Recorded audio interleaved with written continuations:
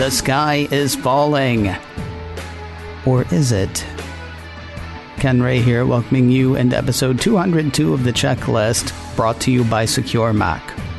If you glanced at Apple news sites early in the week, you may have seen stories about an unpatchable vulnerability in Apple's T2 processor.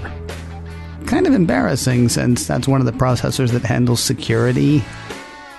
Security researcher Patrick Wardle helps us understand the issue on this edition of The Checklist, brought to you by Secure Mac.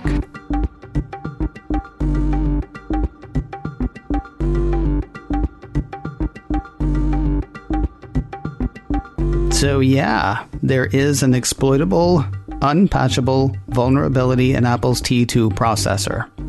If you got some of this week's headlines, you might have freaked out a bit. Of course, that's half of what headlines are for. Patrick Wardle once worked for the NSA. He is currently an Apple security researcher for the enterprise device management firm Jamf. On his own, he runs a Mac security website called Objective-C.com. That's Objective-SEE, Objective-C.com. And he joined us today to break down the T2 story. Well, I guess let's just start at the top. Can we start with what the T2 chip is and what it's supposed to do? Sure. So the T2 chip is kind of like a separate chip, a coprocessor running on recent versions of Mac hardware that does a lot of certain security functionality, privilege duties, let's say. So handles things like integrity checking, lost mode enforcement, Touch ID, those kind of activities. I'm sorry, when you say integrity checking, can you tell me a bit more about that? Yeah, so it can verify that other components in the boot process have not been tampered with. So it's kind of when you power on your Mac, the T2 chip is responsible for verifying other components of the boot process to make sure you're kind of booting a pristine, uncompromised version of other components of macOS. Okay. So the reason we're talking about that this week is because of a story that turned up a bunch of places. There's a Wired story that I'm going to refer to a few times that I saw you mentioned in. The first article I think that I saw was actually from Apple Insider. Pulling from that report, a guy named Niels H., who is an independent security researcher, indicates that the T2 chip has a serious flaw that can't be patched. According to Niels H., since the T2 chip is based on the Apple A10 processor, it's vulnerable to the same checkmate exploit that affects iOS-based devices that could allow attackers to circumvent activation lock and carry out other malicious attacks. We'll get to the kind of bad things it can do in a minute, but you actually said something similar in the Wired article that I mentioned. Can you remind us what checkmate is and how it's deployed? Sure.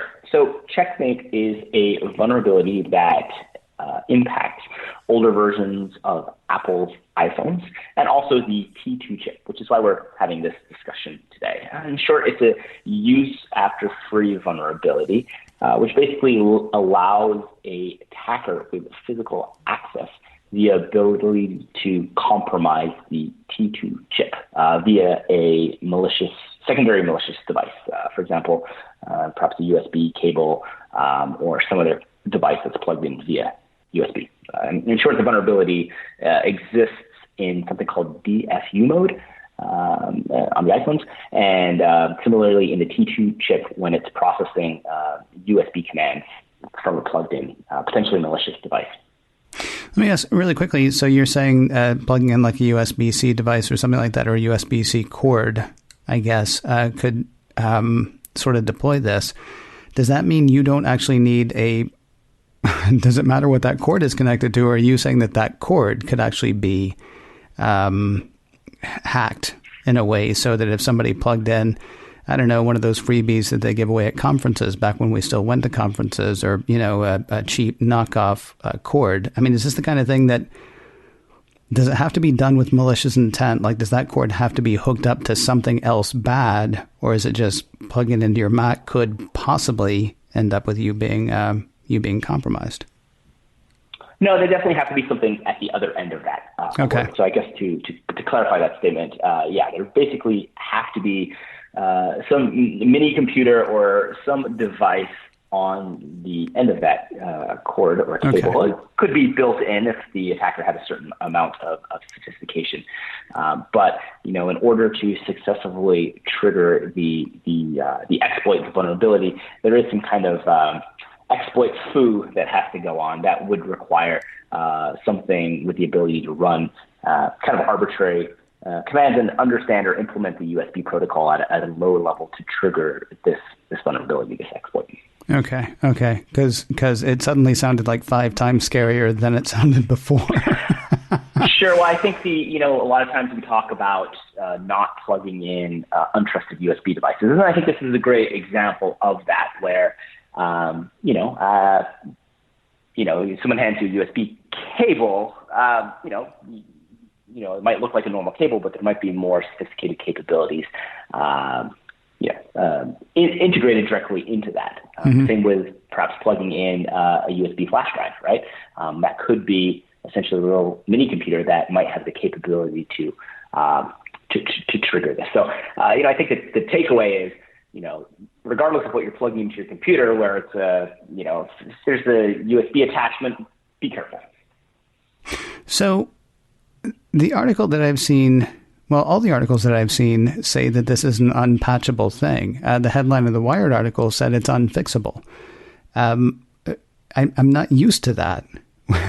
Why is this not patchable? Why is it not fixable? Yeah, that's a great question, Ken, because security researchers or the general public were used to vulnerabilities being patched. And that's generally because most vulnerabilities we see are software-based vulnerabilities or vulnerabilities that exist in mutable software. The issue with this is, and the reason it's not patchable, is because the code that is flawed that allows the checkmate exploit to exploit the T2 chip, the vulnerable code is actually burned onto that chip at the manufacturer, and this is stored in something called ROM, or read-only memory. This basically means that code cannot be modified. It is immutable. So this means even once Apple has understood the flaw, they can't actually update the code on these chips with a new version of the code that is not vulnerable. So I would say it's unpatchable.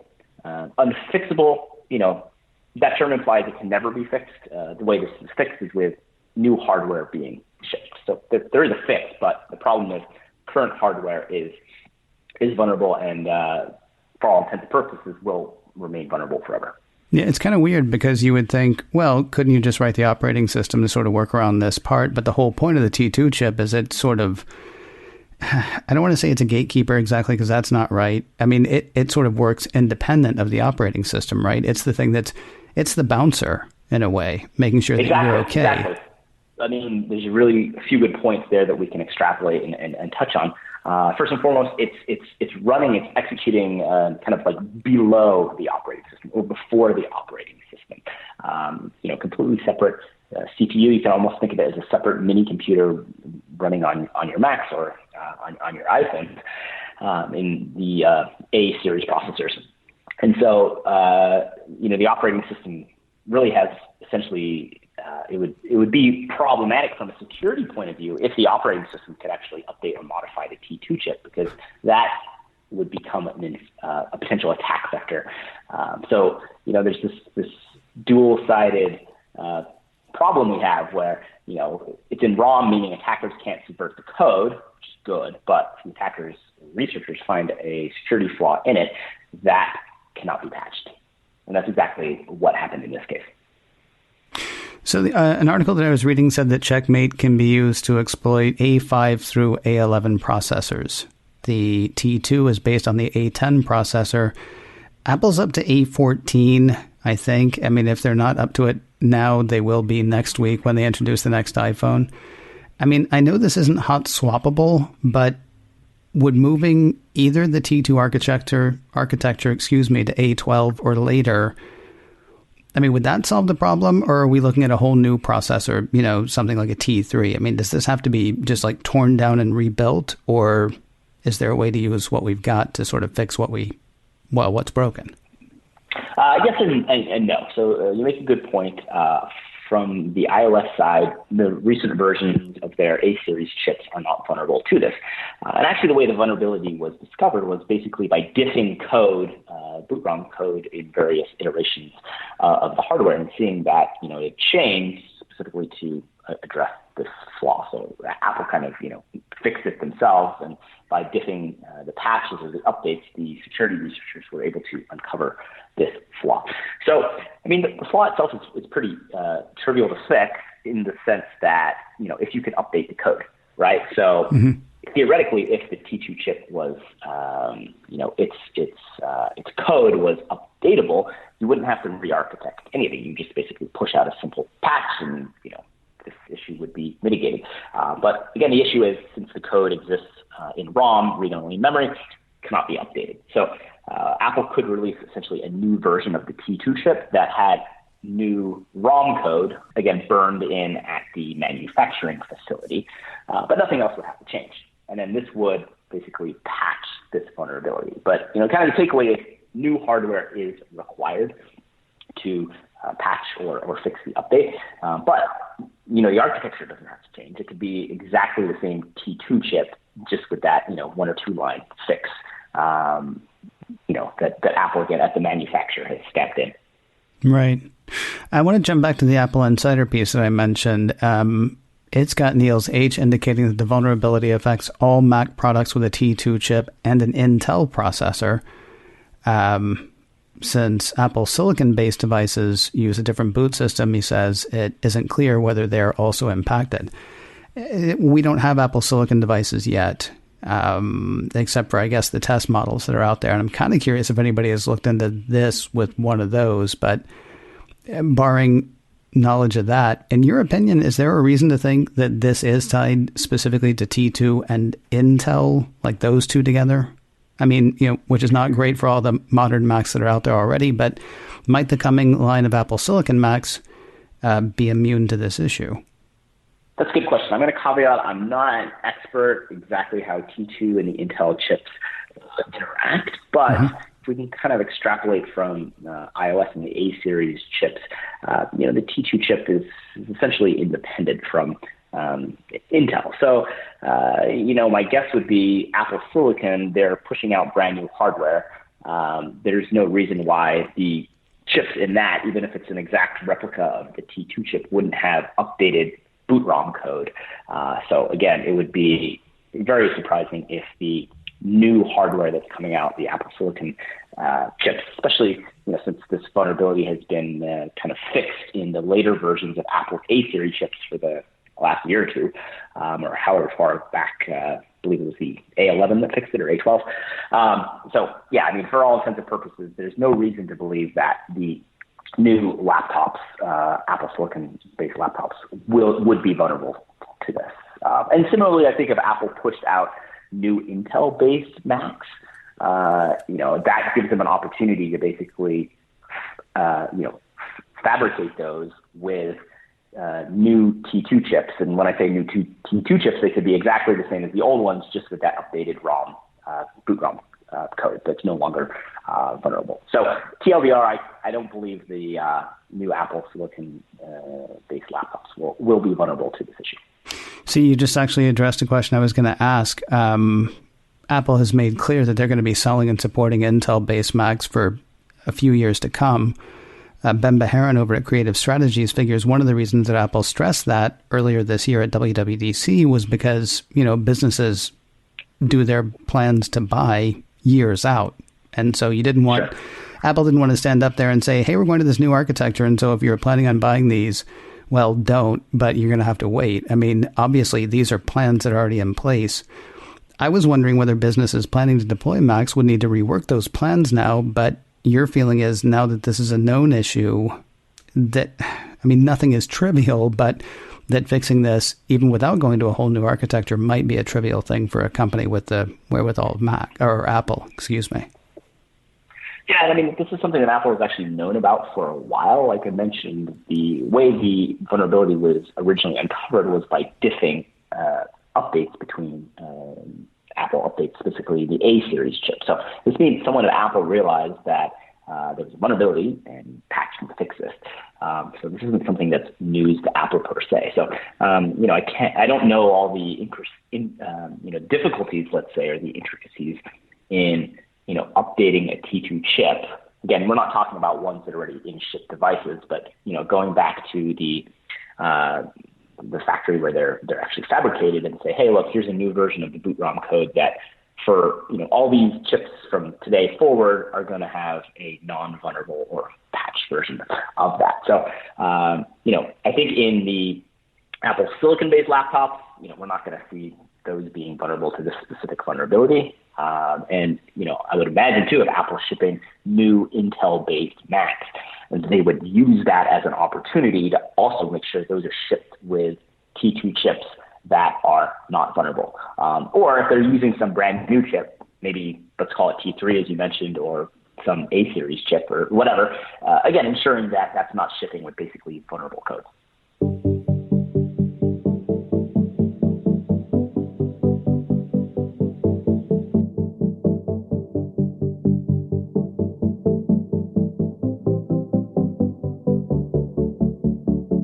Coming up, what can you do to protect yourself? More with Patrick in a moment, but first a word about MacScan 3 from Secure Mac.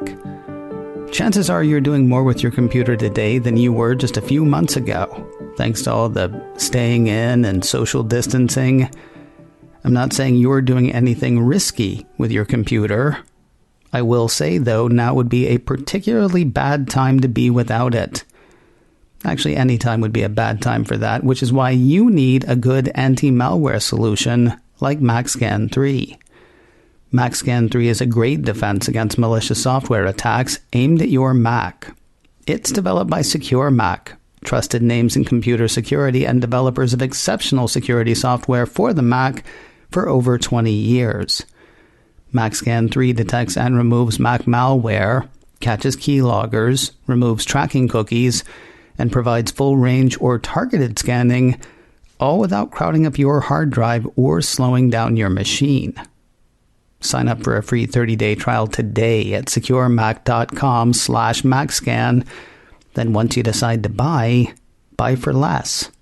You can take a bit off the cost of your subscription to MacScan 3 with offer code CHECKLIST. Try it first, watch it kick those tracking cookies to the curb. Then when you're ready to buy for less with offer code CHECKLIST at securemac.com/MacScan. And now more of our conversation with security researcher Patrick Wardle. So the last time you were on, we were actually talking about the book that you were working on, which is kind of an interesting, I don't want to say open source thing, although kinda, honestly. For people who haven't heard that, you were on about a month and a half ago. I would encourage people to give that episode of the Checklist a listen. But how's the book going? It's coming along really great. So thanks for giving me an opportunity to talk about it again. Just in a nutshell, basically creating this comprehensive community resource that covers all things related to Mac malware. The first volume is focusing on analysis, which is basically, hey, if you're given a binary or a script or some file that you might think is malicious, macOS Trojan, backdoor, or virus, how to go about analyzing that and figuring out exactly what it does. So I've been posting a new chapter every week or so. Just posted chapters 8 and 9 to my Patreon supporters. They'll be publicly available, those chapters, in the next week or so as well. Pretty much wrapping up the writing on the book, going through the editing process. But it's really coming together, and I'm really excited about it. Also getting a lot of really good feedback from the community. One of the benefits of creating kind of this open source resource is that as I'm writing it, people can comment and provide feedback to both correct, or point out grammatical issues, but more importantly, if a topic is unclear or if, could be articulated in a more concise manner. So I'm really excited because I feel like the end result will be something that's a lot greater than myself, and really will have kind of the input from a lot of very smart community security researchers. And that's, the book online will be free as well to kind of align with that community focus goal. I will say the parts that I've read through, we get to a point where I have to wave goodbye as it, sort of leaves me behind.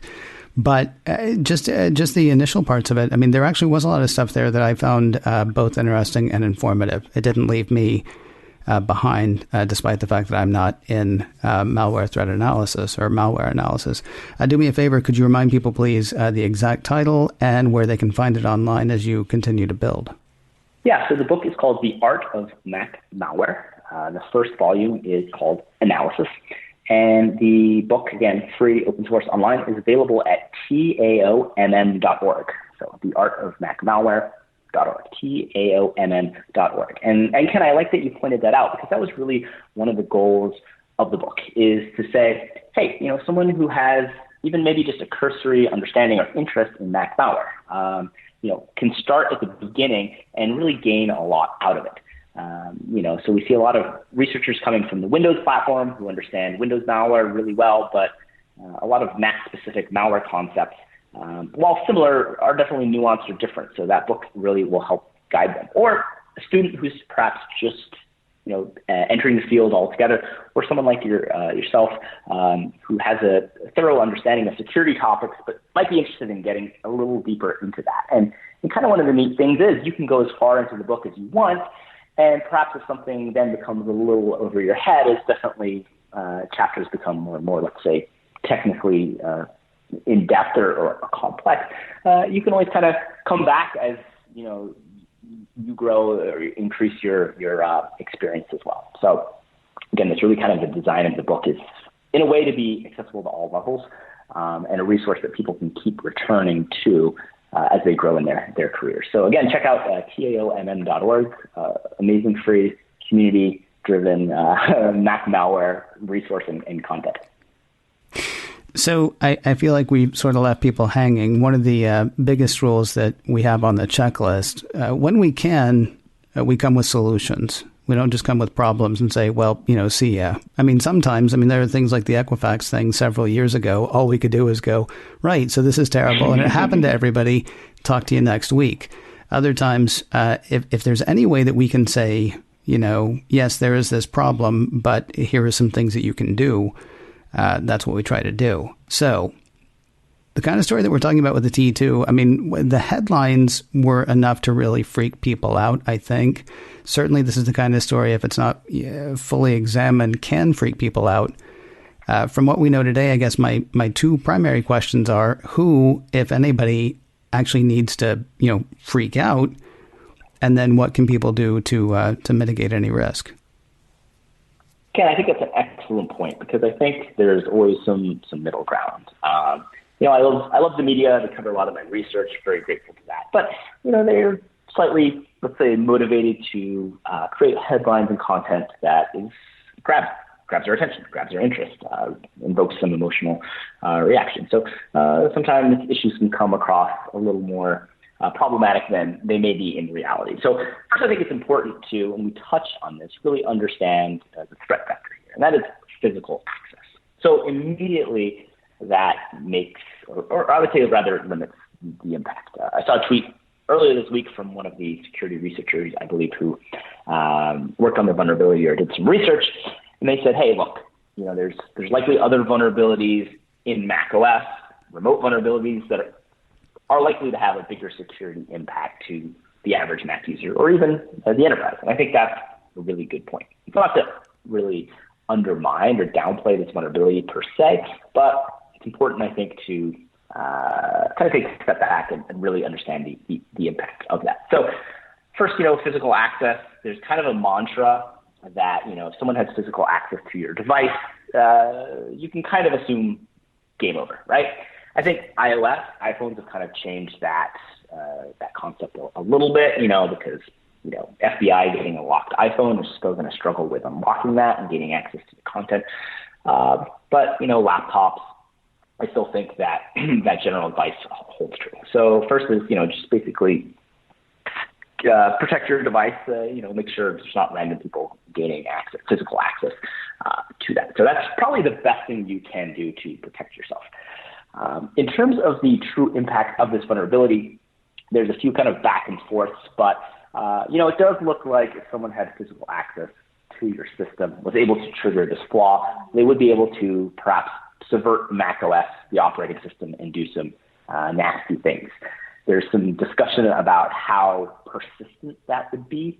The T2 chip actually remains active even if you shut down your Mac. The only way the T2 chip is actually rebooted is if your MacBook or your device is a laptop and runs out of battery, or you kind of force reboot this. There's some discussion there as well. So I guess what I'm saying is this is definitely this is a vulnerability that you should be aware of and understand its impact, which could be kind of problematic. But again, to realize the world is not ending. This is only going to be exploitable if someone has physical access to your device. And it also looks that data that's protected with perhaps a file vault key may be protected. There may be some opportunities for brute forcing that, but that looks like that may be protected. That's an open question. We don't have an answer for that yet. But again, that looks to be something. So that's, again, another good sign. So again, kind of long answer to say, very limited attack vector, physical access. And even with that access, maybe not means, it doesn't necessarily mean that the game's over. I guess one of the questions I should have asked this earlier, are we talking about something that's theoretical now, or are we talking about something that's actually being employed at this point? I mean, do we now know this is a thing that could happen, or do we have any indication that this is a thing that has happened as far as the Mac is concerned? So that's an excellent question. I don't believe there's any publicly available information or any information I'm aware of showing that this has happened in a malicious scenario, meaning it's being exploited in the wild by malicious adversaries. But there have been some tweets and proof of concept videos posted by the security researchers who have been doing some of the research on the iOS side of the house. I believe there was one example, one of the researchers showed them running Linux on the T2 chip. So I would say that this vulnerability and this exploit is not theoretical, meaning security researchers, I believe, have the ability to actually, execute this against a vulnerable Mac system and perform these attacks. But whether or not it's been weaponized and utilized in the wild yet, I don't believe that has happened. But I don't think there's a lot preventing that. So, I think certain adversaries with a high level of sophistication will probably weaponize this vulnerability. And in scenarios where they have physical access, likely to very targeted individuals, perhaps, they may leverage this vulnerability. And it's something that will be difficult to detect because, as you mentioned, this T2 chip kind of runs below the operating system, and thus, it's not something that your normal antivirus product is going to pick up or protect against. Right. So circling back to what you said initially then, because I don't want to do the whole thing where I'm like, let's not leave people freaked out. Let's tell them why they shouldn't freak out. Let's freak them out again. Keep physical control of your stuff, or don't let physical control of your stuff fall to someone else. And this gets to stay theoretical for you. Exactly. And I would also add that eventually Apple is going to come out with new hardware that mitigates or fixes this issue. And that's exactly what they did with the iOS devices. So, for example, I care a lot about the security of my iPhone. So when Apple came out with a new version of that, or I make sure that I have a newer version of the iPhone, a recent version, that has a chip that's not vulnerable to that. So, that's really the ultimate solution. Unfortunately, that means handing over more money to Apple. But if you are, really worried about the security of your system, and it's a system that might, fall into hands or attacker may have physical access to it, the ultimate solution is, when Apple releases new hardware, is to buy new hardware. And yes, that kind of sucks, but that again goes back to the fact that the code on this chip cannot be updated without new hardware being released. Yeah, you see, actually, to me, I'm kind of excited because you just gave me an excuse. Like, oh darn, now I have to get an Apple Silicon Mac. Terrible. Exactly. So if you're working at a business, this could be a business expense, right? It's like you have to update to stay secure. top tier tax professional as always.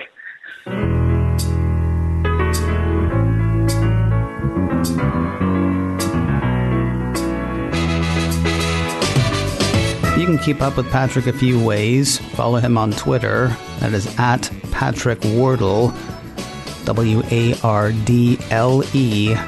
at Patrick Wardle on Twitter, or of course twitter.com/Patrick Wardle.